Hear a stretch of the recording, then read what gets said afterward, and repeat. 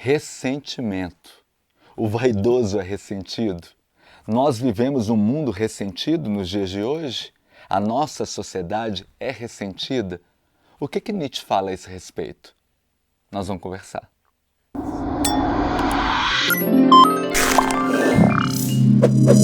Para explicar essa questão do ressentimento, a gente vai precisar voltar lá atrás, em uma coisa que eu vou chamar de teoria do ressentimento.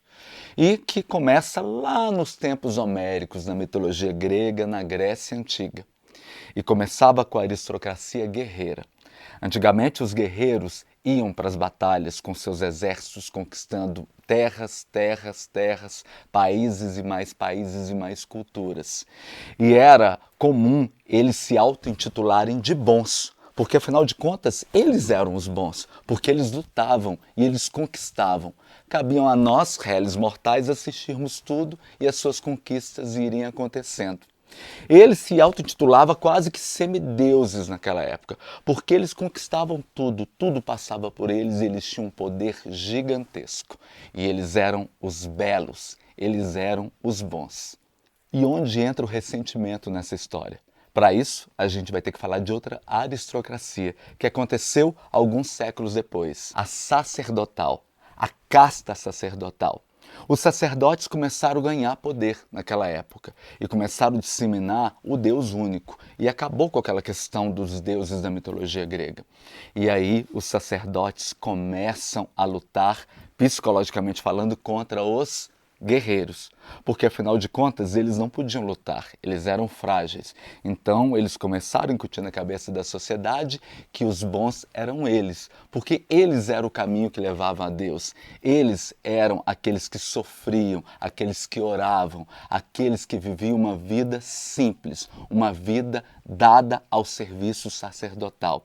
Então, se eles eram os bons, os guerreiros eram os maus. Já que os sacerdotes não poderiam lutar, ir à guerra, cabia a eles então se ressentirem contra os guerreiros. E a forma que eles encontraram foi essa: eles criaram um céu onde lá sim reinariam os absolutos, como os aristocratas guerreiros faziam.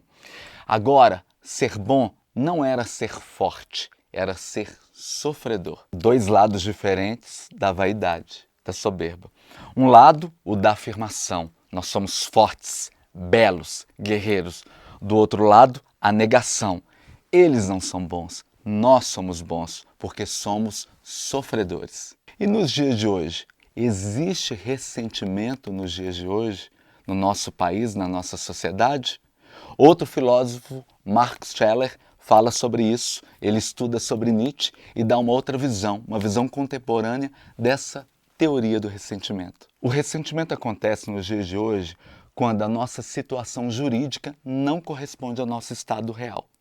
Nós vivemos num mundo democrático, num estado democrático de direito. E todos nós sabemos que para se ter democracia de verdade, existe igualdade de direitos, direitos iguais.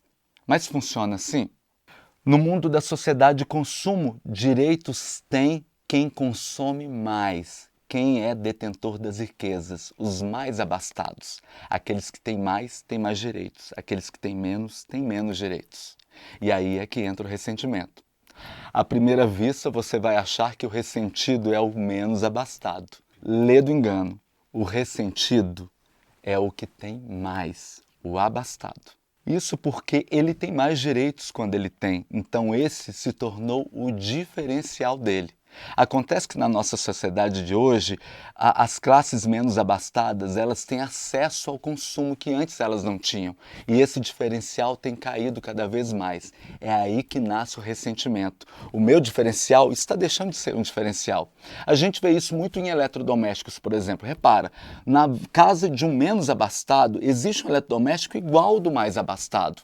A gente tem um outro parâmetro para lembrar disso, o aeroporto. Os aeroportos hoje em dia são frequentados por todas as classes sociais praticamente.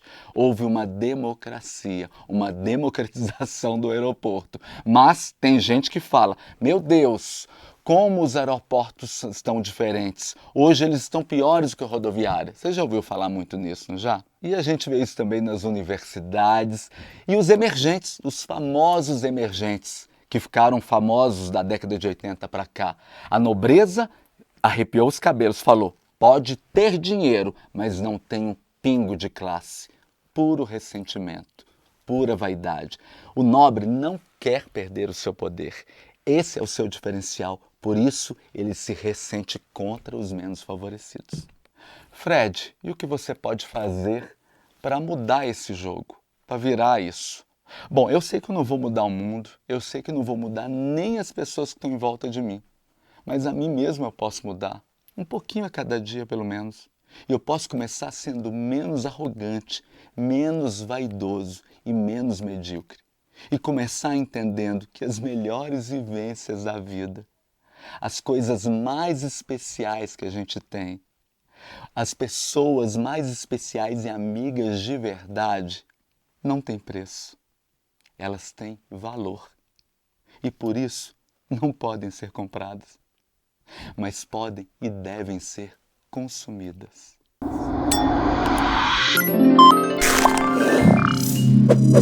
Se você gostou do vídeo do Titio, compartilhe ele com os amigos, faça algum comentário aqui, troca uma ideia comigo. O importante é ter tocado você, o importante é você ter entendido esse nosso diálogo.